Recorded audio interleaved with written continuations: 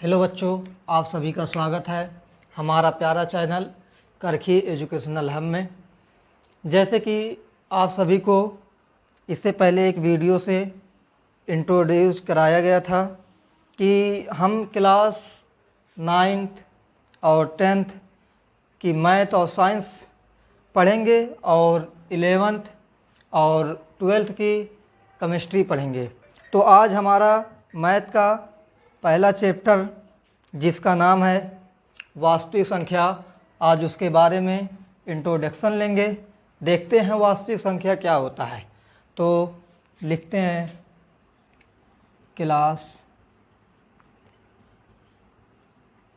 10th maths, chapter का नाम real number. Hindi में बोलते हैं इसको वास्तविक संख्या। अब वास्तविक संख्या शब्द आया, चैप्टर का नाम हमारे नाम है रियल नंबर, वास्तविक संख्या। तो वास्तविक संख्या अब किसे कहते हैं, पहले हमें इसको जानना पड़ेगा कि वास्तविक संख्या होती क्या है। इसके बारे में हम जानेंगे, उसके बाद हम एनसीईआरटी के एग्जाम्पल और प्रश्नावली को हल करेंगे। तो वास्तविक संख्या जानने से पहले हमें कुछ टॉपिक को और पहले जानना होगा। जैसे कि वास्तविक संख्या से पहले आप क्लास 6, 7, 8 और 9th में पढ़े होंगे प्राकृतिक संख्या, पूर्ण संख्या, पूर्णांक, परिमेय संख्या, अपरिमेय संख्या। तो ये सभी संख्याओं को जब मिला दिया जाता है तो हमें वास्तविक संख्या प्राप्त हो जाती है। तो वास्तविक संख्या को यदि हम डिवाइड करें यानी कि विभाजित करें तो ये कई प्रकार की हो जाती हैं। तो पहला इसका जो होता है, देखिए क्या होता है। पहला हो जाएगा प्राकृतिक संख्या, इसको अंग्रेजी में कहते हैं नेचुरल नंबर। Natural number. दूसरा हमारा है होल नंबर। दूसरा क्या है, पूर्ण संख्या, इसको कहते हैं होल नंबर। Whole number. तीसरा हमारा है इंटीजर, जिसे क्या कहते हैं, पूर्णांक। पूर्णांक।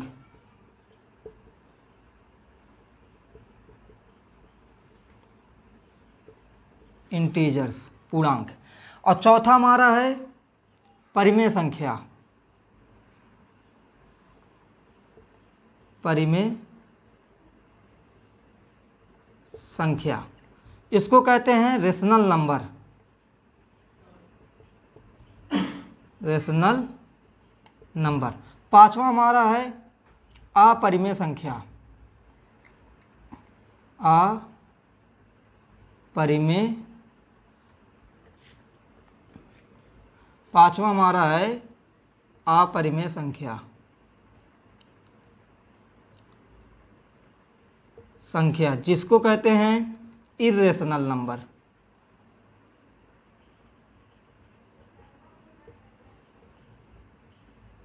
नंबर। अब हम, ये तो हो गई हमारी टॉपिक, जैसे प्राकृतिक संख्या, पूर्ण संख्या, पूर्णांक, परिमेय संख्या, अपरिमेय संख्या। तो अब हम एक एक को पढ़ते हैं, कैसे प्राकृतिक संख्या किसे कहते हैं, पूर्ण संख्या किसे कहते हैं, पूर्णांक किसे कहते हैं, परिमेय संख्या किसे कहते हैं, अपरिमेय संख्या किसे कहते हैं। तो एक एक को हम पढ़ते हैं। तो पहले क्या है हमारी नेचुरल नंबर, जिसको हिंदी में कहते हैं प्राकृतिक संख्या। तो पहले इसको देखते हैं हम। तो क्लीन कर देते हैं थोड़ा। अब पढ़ते हैं हम लोग क्या, प्राकृतिक संख्या। क्या पढ़ते हैं, प्राकृतिक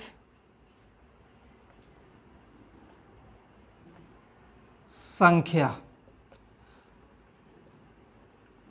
देखो प्राकृतिक संख्या का मतलब ये होता है कि जो हम बोलचाल की भाषा में कहते हैं, जो हम गिनने के योग होती है। गिनने का मतलब क्या, आपके पास यदि कुछ है, जैसे आपके पास पैसा नहीं है तो आप नहीं कहते हैं कि मेरे पास 0 रुपए नहीं है, आप कहते हैं मेरे पास पैसा नहीं है। यदि आपके पास है तो कहते हैं 1 रुपये, 2 रुपये, 3 रुपये, 4 रुपये। तो ऐसे जो संख्या लिखी है 1 2 3 4 5 6 7 8 9 10, जो भी संख्या लिखी है उसी को बोल देते हैं हम प्राकृतिक संख्या। यदि इसको हम परिभाषित करें तो कहेंगे कि जो गिनने योग्य होती है। क्या, जो गिनने योग्य होती है।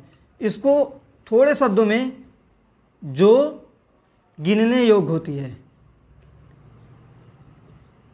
योग्य हो, योग्य होती है, प्राकृतिक संख्या कहते हैं, उसी को बोल देते हैं प्राकृतिक संख्या। अब प्राकृतिक संख्या को हम किससे प्रदर्शित करते हैं? प्राकृतिक संख्या को हम कैपिटल N से प्रदर्शित करते हैं। किससे प्रदर्शित करते हैं? प्राकृतिक संख्या को, प्राकृतिक संख्या को कैपिटल N से प्रदर्शित करते हैं, प्रदर्शित करते हैं। तो अब प्रदर्शित करते हैं क्योंकि हमें सब जगह प्राकृतिक संख्या इतना बड़ा लिखने से अच्छा है कि हम थोड़े शब्दों में इसको कर दें। तो इसलिए इसका अंग्रेजी के पहले वर्ड से लिया गया है नेचुरल नंबर, क्योंकि नेचुरल नंबर n से शुरू होता है तो उसी से हम लोग प्रदर्शित कर दिए n से।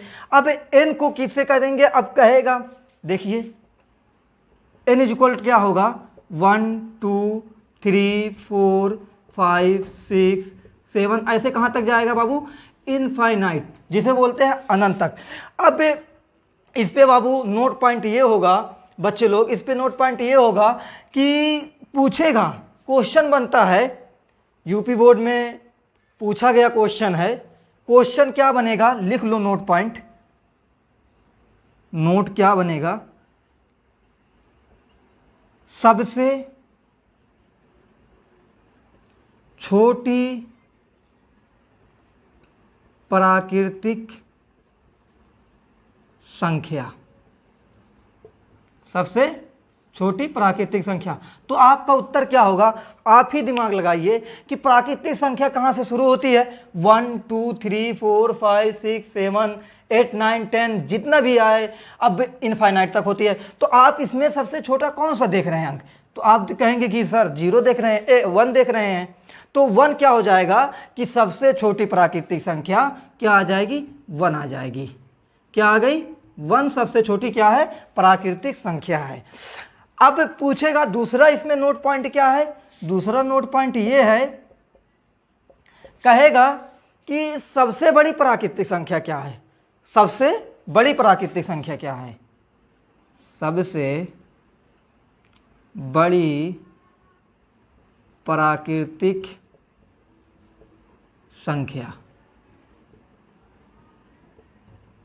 तो आपका उत्तर क्या होगा? यहाँ पे तो 7 डॉट डॉट का मतलब आप समझ ही जाते हैं कि अभी संख्या चलती जा रही है। और यहाँ पे लिखा है इनफाइनाइट, इसका मतलब होता है अपरिमित, यानी कि इसकी कोई अनंत, अनंत बोल देते हैं। तो अब इसका कहेगा सबसे बड़ी संख्या प्राकृतिक संख्या, तो आप इनफाइनाइट लिख देंगे या अनंत लिख देंगे। लेकिन अगर कोई कह दे कि ये देखिए, जैसे कोई क्वेश्चन कह दे, यहाँ पे थोड़ा सा बता दे रहा हूँ, कह दे 2 3 4 5 7 8, ये जो भी क्वेश्चन हो, कहेंगे तो ये इतनी बड़ी संख्या है, ये क्यों नहीं प्राकृतिक संख्या? कह दो कि यदि आप पूरा बोर्ड भरते चले जाएं, संख्याओं से लिखते चले जाएं, 2 बोर्ड ऐसे आप और लगा सकते हैं और संख्या लिखते चले जाएं, तब भी वो प्राकृतिक संख्या होगी। इसलिए सबसे बड़ी जो प्राकृतिक संख्या है बाबू, वो क्या है? इनफाइनाइट है। क्या है? इनफाइनाइट, जिसे बोलते हैं अनंत। अनंत है। क्या है? अनंत है। अब ये तो हुआ प्राकृतिक संख्या, तो आप स्क्रीनशॉट ले लें। हाँ, अब देखो क्या होता है प्राकृतिक संख्या, एक बार फिर से रिवीजन करा दे रहा हूं। प्राकृतिक संख्या क्या होता है, जो गिनने योग्य होती है उसे प्राकृतिक संख्या कहते हैं। प्राकृतिक संख्या को किससे प्रदर्शित करते हैं, कैपिटल एन से प्रदर्शित करते हैं। उसके बाद कैपिटल एन से प्रदर्शित करते हैं, उसके बाद एन इक्वल क्या होता है 1 2 3 4 5 6 7 8 ऐसे अनंत तक जाता है। उसके बाद कहेगा कि इस पे क्वेश्चन यूपी बोर्ड में आया हुआ क्वेश्चन था कि 1 नंबर में आया था एमसीक्यू। आपको पता ही है कि पिछले साल से 20 क्वेश्चन एमसीक्यू कर दिया गया है।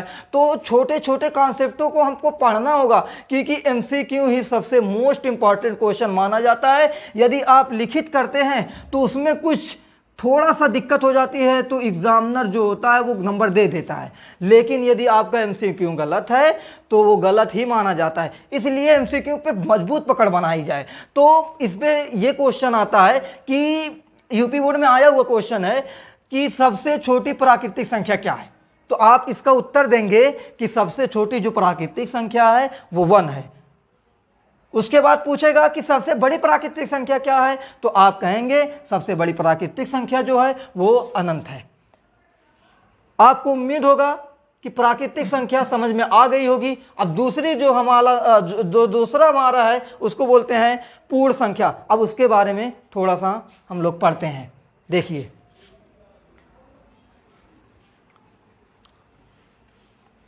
और जो भी बच्चे नए हों तो वो हमारे चैनल को सब्सक्राइब कर लें, क्योंकि आपको यहाँ पे बेसिक पढ़ाई होती है। बेसिक से हाई लेवल तक पढ़ाया जाएगा। जिसको मैथ आता भी नहीं होगा, मैथ से उसको डर लगती है, उसको भी यहाँ पे मैथ सिखाया जाएगा।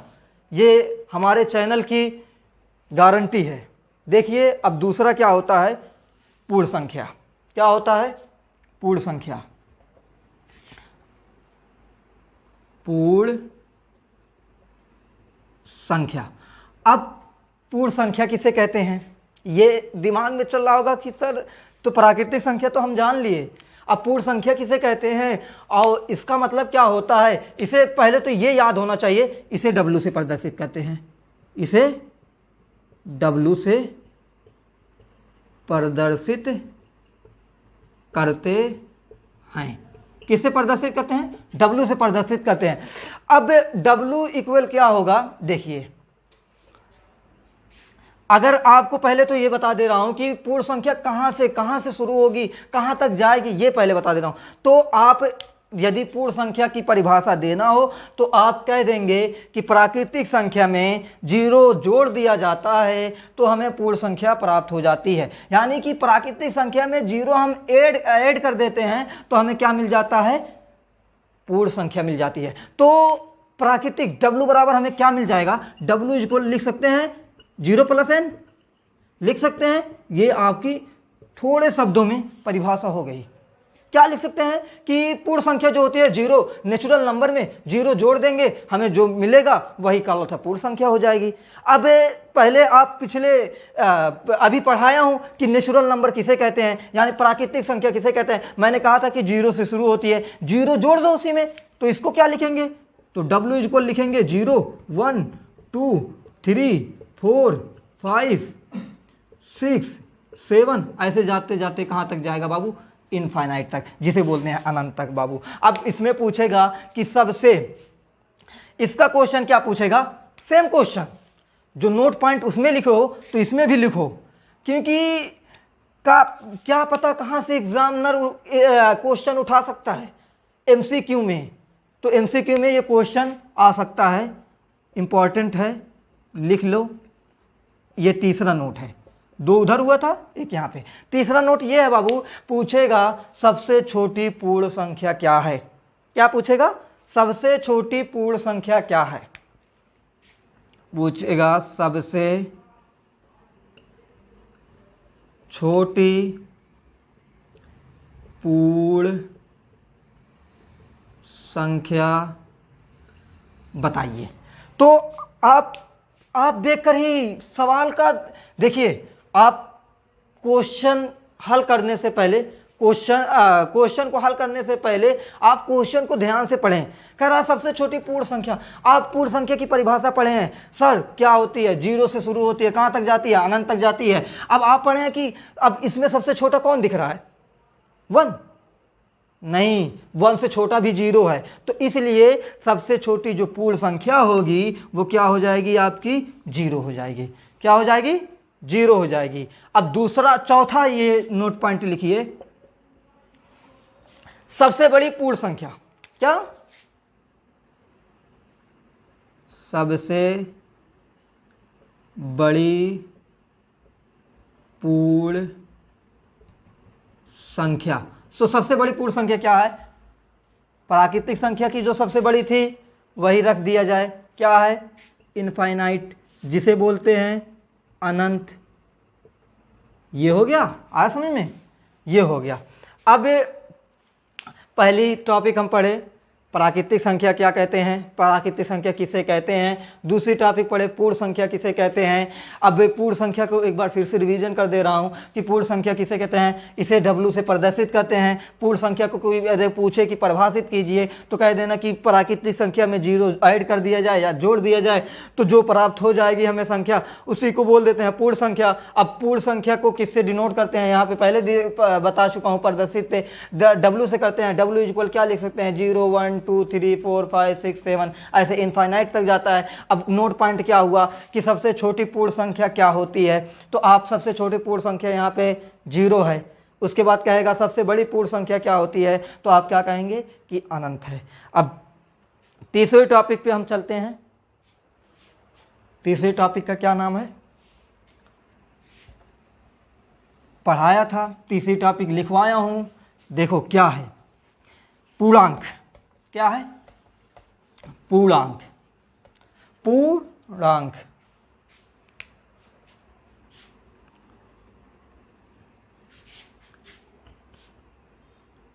तीसरा है पूर्णांक। पूर्णांक इंटीजर्स, इंग्लिश में बोलते हैं इंटीजर्स। अब पूर्णांक किसे कहते हैं, देखिए पूर्णांक जो होता है इसमें पूर्णांक का मतलब होता है जिसमें प्लस माइनस और 0 तीनों सम्मिलित कर दिया जाता है, उसी को बोल देते हैं पूर्णांक। अब पूर्णांक किसे कहते हैं, जैसे इसमें प्लस भी आ सकता, प्लस आएगा, माइनस आएगा, 0 आ जाएगा, यही तो पूर्णांक है। खत्म पूर्णांक, 3 चीज, प्लस माइनस 0, पूर्णांक खत्म। तो अब पूर्णांक के अब इसके टाइप आ गए, इसी को टाइप में बदल दिया कि पूर्णांक कितने प्रकार के, पूर्णांक 3 प्रकार। कौन कौन से, लिख लीजिए। पहला देखिए बाबू, पहला है धनात्मक पूर्णांक, धनात्मक पूर्णांक। दूसरा है शून्य पूर्णांक। तीसरा है ऋणात्मक पूर्णांक। क्या है, ऋणात्मक पूर्णांक। धनात्मक पूर्णांक जिसमें प्लस के सभी चिन्ह हो उसे धनात्मक पूर्णांक कहते हैं। शून्य पूर्णांक केवल शून्य होता है उसे शून्य पूर्णांक कहते हैं। ऋणात्मक पूर्णांक जिसमें निगेटिव के चिन्ह होते हैं उसे बोलते हैं ऋणात्मक पूर्णांक। तो अब धनात्मक पूर्णांक में समझ में आ गया, ऋणात्मक पूर्णांक समझ में आ गया, शून्य पूर्णांक समझ में आ गया। अब देखो पूर्णांक जो हो जाएगा इसमें कह दिया जाए कि -2 ये क्या है, तो कहेंगे कि ये पूर्णांक है। अगर पूछ लिया जाए पूर्णांक के किस भाग में आता है तो क्या कहेंगे, ऋणात्मक है। आगे क्या लगा हुआ, बॉर्डर लगा हुआ, किसका बॉर्डर लगा हुआ, माइनस का, तो क्या बोलेंगे कि ऋणात्मक पूर्णांक है। यदि पूछ ले +2 ये कौन सा पूर्णांक है, क्या लगा है, पॉजिटिव का चिन्ह, धनात्मक पूर्णांक। यदि यही चिन्ह ना हो तब क्या बोलेंगे, तब भी जब कोई चिन्ह नहीं रहता है तब भी वो धनात्मक माना जाता है, तो वो भी क्या हो जाएगा, धनात्मक पूर्णांक में हो जाएगा। पूर्णांक का भी खत्म हुआ। अब देखते हैं तीसरा, चौथा, तीसरी थी ना, चौथे देखते हैं क्या होता है। चौथा है परिमेय संख्या। ये तो आपका इंट्रोडक्शन है, आपका चैप्टर जहाँ से शुरू होता है उसका नाम है यूक्लिड विभाजन प्रमेयिका। क्या नाम है, यूक्लिड विभाजन प्रमेयिका। लेकिन यूक्लिड विभाजन प्रमेयिका के जानने से पहले इसको पहले हम जानेंगे क्या होता है ये सब, तब हम यूक्लिड विभाजन प्रमेयिका पे जाएंगे। तो आपको बहुत ही आसानी से आ जाएगा। अब अगला क्या है, अगला हमारा है परिमेय संख्या। क्या है? परिमेय संख्या। इसको बोलते हैं रेशनल नंबर। हाँ, रेशनल नंबर बोलते हैं। तो अब कहेगा क्या परिमेय संख्या की परिभाषा, तो आप सभी को पता ही होगा, किताब में लिखा भी रहता है। तो परिभाषा चलिए ठीक है, लिख दे रहा हूँ मैं, कि वैसे बोल दे रहा हूँ, उसके बाद लिख दे रहूँगा कि ऐसी संख्या जिसे p बटे q के रूप में लिखा जा सके, ऐसी संख्या जिसे p बटे q के रूप में लिखी जा सके, क्यों? जहाँ p और q दोनों पूर्णांक होने चाहिए। क्यों? और p और q दोनों पूर्णांक होना चाहिए। q नॉट इक्वल टू 0, यानी q जो हो वो 0 के बराबर नहीं होना चाहिए, 0 नहीं होना चाहिए। ये चीज़ हो गई। क्या? देख लो,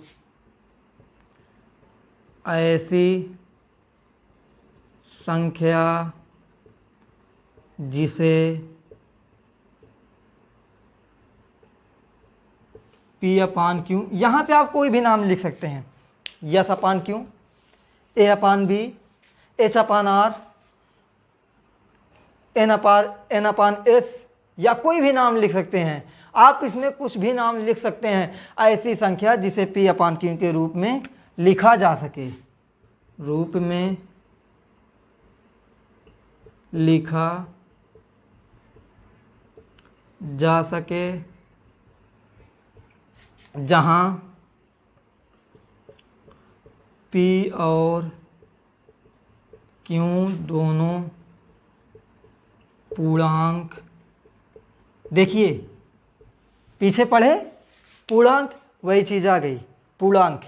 इसलिए हर टॉपिक में कुछ ना कुछ रिलेशन छिपा रहता है, इसलिए पहले मैंने पूर्णांक को पढ़ा दिया था। देखो अभी जो गलत है, जो नहीं पढ़े होते उसको कहते क्या कि पूर्णांक क्या है, इसलिए मैंने पूर्णांक को पहले प्रदर्शित कर दिया, यानी कि उसको बता दिया गया कि पूर्णांक किसे कहते हैं।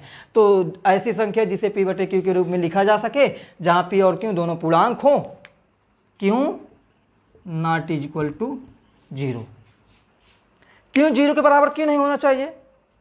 क्यों 0 के बराबर आ जाएगा तो उसका मान इनफाइनाइट आ जाएगा, अनंत आ जाएगा। जैसे देख लो 1 अपान 0 क्या आएगा? इनफाइनाइट। लेकिन 0 अपान 1 0, ये देख लीजिए, ये था। इसलिए 0 के जिसको बोलते हैं हद, निम्नेटर जिसे डिमिनेटर बोलते हैं, वो 0 के नहीं होना चाहिए। अब क्या होता है? जिसे p बटे q के रूप में लिखा जा सके उसे बोलते हैं परिमेय संख्या। अब परिमेय संख्या का एग्जाम्पल जैसे देख लिया जाए, जैसे 3 अपान 5। कहेगा कोई कि इसको प्रदर्शित वो करिए, क्या कहते हैं, सिद्ध कीजिए कि कैसे परिमेय संख्या है। तो कहेंगे क्या 3 क्या है? पूर्णांक है कि नहीं? बोलेंगे है। 5 क्या है? पूर्णांक है। p बटे q के रूप में क्या है कि नहीं? है। क्यों नॉट इक्वल 0 है? सही है।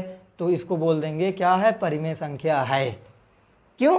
क्योंकि परिभाषा को ये संतुष्ट कर रहा है, तो इसलिए बोल देंगे कि ये क्या है? 3 अपान 5, यानी कि 3 बटे 5 जो है ये परिमेय संख्या है। अगर बोल दे कोई बच्चा कि 0 परिमेय संख्या है कि नहीं, तो बोलेंगे बिल्कुल है।